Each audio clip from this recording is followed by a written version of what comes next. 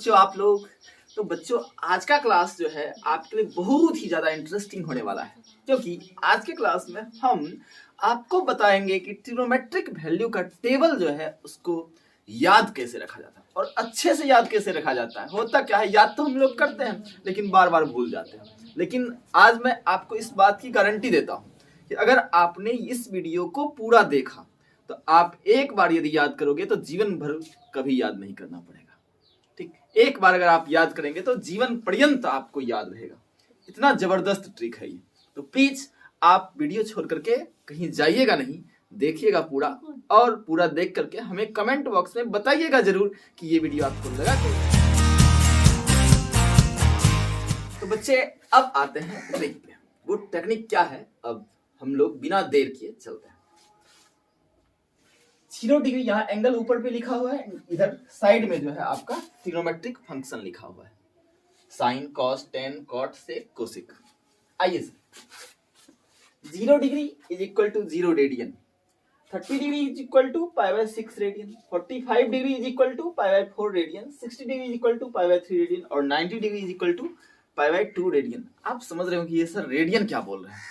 तो जिस तरह से बुआ डिग्री जो है एक एंगल को मापने का स्केल है, ठीक उसी तरह से रेडियन भी एंगल को ही मापने का एक दूसरा स्केल है।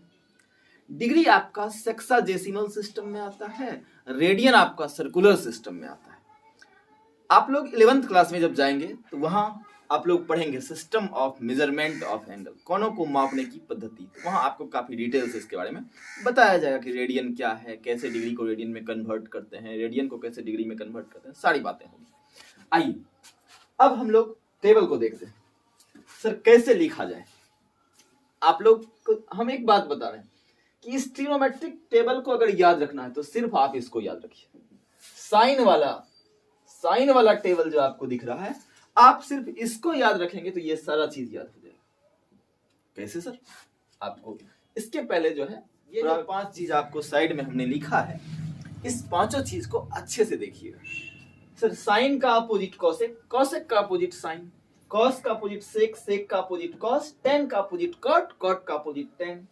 उसके बाद tan theta is equal to sine theta बटे कॉस थीटा, अब cot theta is equal to cos theta बटे साइन थीटा। इसको भूलना नहीं। आइए कैसे बताएंगे। तो चलिए सबसे पहले क्या करना है, साइन वाला लिखना है। हमने कहा ना आपको सिर्फ साइन वाला याद रखना पड़ेगा, बाकी सब ऑटोमेटिकली आ जाएगा। कैसे सर? तो चलिए सबसे पहला काम 0 से लेकर के 4 तक लिख दीजिए। 0 1 2 3 4, बड़ा आसान है। उसके बाद क्या कीजिए, सब में 4 से डिवाइड कर दीजिए। सब में 4 से डिवाइड कर दिया सर, इसमें भी 4 से, इसमें भी 4 से, इसमें भी 4 से। उसके बाद क्या करो भैया, स्क्वायर रूट कर दो इसका, स्क्वायर रूट। अब जरा बताओ, 0 में 4 से डिवाइड करते हैं तो 0 आता है, और 0 का वर्गमूल यानी स्क्वायर रूट क्या आएगा, 0। सर 1 का स्क्वायर रूट आएगा 1 और 4 का आ जाएगा 2। यहां सर √2/2, √2 है सर, ऐसा करो ना, 2 2 जा 4, कट गया। तो सर ऊपर बच गया 1 और नीचे बच गया 2 का स्क्वायर रूट कितना हो जाएगा, √2। ठीक, यहां सर यहां ऊपर तो √3 बचा सर, नीचे 4 का स्क्वायर रूट क्या होता है, 2 होता है। चलो फिर सर 4 4 कैंसिल हो गया, 1 का स्क्वायर रूट क्या आया, 1। बस हो गया। यहीं तक आपको जो माथा पच्ची करना था आपने कर लिया। चलिए सर, तो साइन का आपने लिख दिया। उसके बाद जैसे ही कॉस का लिखने के लिए कहे, बस आप यहां से चले थे इधर, इसका रिवर्स प्रोसेस कीजिए। आप इधर से चलिए 1, तो आप 0 से यहां तक गए थे 1 तक, अब इधर से आना है 1, फिर क्या सर √3/2, फिर क्या सर 1/√2, फिर इसको यहां लिखिए 1/2 और फिर इसको लास्ट में लिख दीजिए 0। आपने देखा सर कि जो फर्स्ट में था वो लास्ट में चला गया और जो लास्ट में था वो फर्स्ट में चला गया। अब चलिए 10 का लिखना है। तो सर 10 जो होता है वो साइन बटे कॉस होता है, अभी तुरंत बताया हमने। तो कुछ मत कीजिए सर, साइन वाले वैल्यू में कॉस वाले वैल्यू से भाग दे दी, तो 0/1 क्या होगा, 0। सर इतना बटे इतना करेंगे तो 2 2 कैंसिल हो गया, ऊपर बच गया 1, नीचे बच गया √3। फिर सर ये 1/√2 है, ये भी 1/√2 है। किसी संख्या में अगर उसी संख्या से डिवाइड कर देते हैं तो क्या आता है 1। 2 में 2 से डिवाइड कर दीजिए तो 1 ही ना आएगा। 5 में 5 से डिवाइड कर दीजिएगा तो 1 आएगा। गधा में गधा से डिवाइड कर दीजिए क्या आएगा 1 आएगा। चलिए इसमें इससे डिवाइड कर दिए तो क्या आ गया सर 1।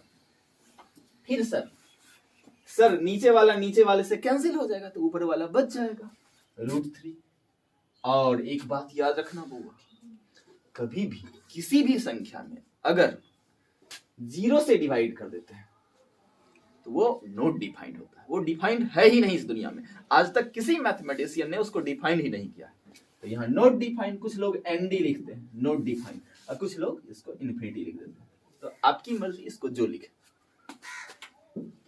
चलिए अब हमने बताया था कि कॉट क्या होता है, tan का अपोजिट होता है। कॉट क्या होता है सर, tan का अपोजिट होता है।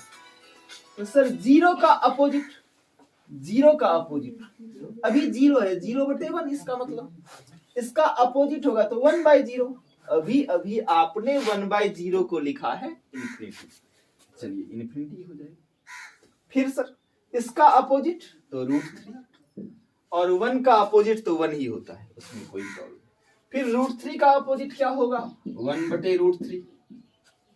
और सर यहाँ तो इन्फिनिटी है ना सर, दैट मीन्स आपने लिखा था 1/0, तो इसका उल्टा यानी 0/1।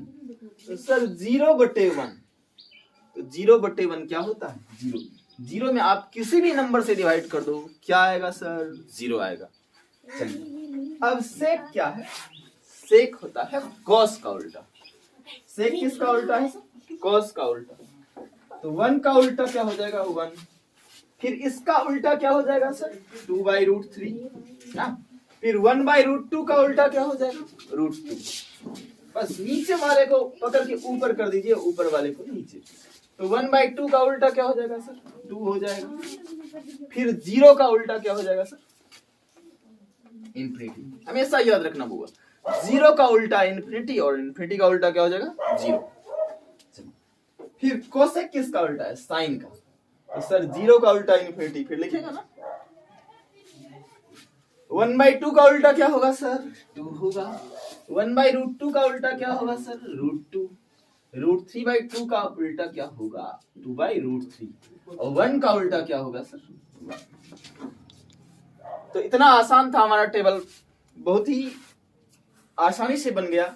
आई होप कि आपको काफी अच्छे से समझ में आया होगा। तो प्लीज यदि आपको ये वीडियो अच्छा लगता है तो अपने दोस्तों के साथ शेयर जरूर कीजिएगा, और हमको कमेंट बॉक्स में बताइएगा कि आपको कैसा लगा।